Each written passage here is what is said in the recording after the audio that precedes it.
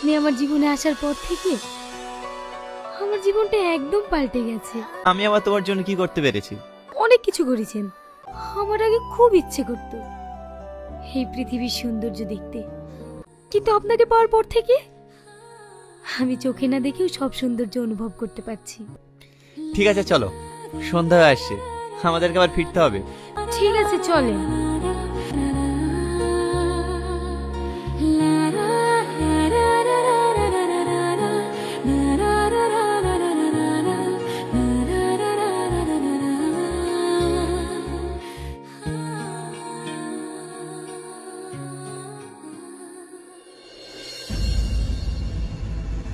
অসভ্য মহিলা, দেখে চলতে পারো না?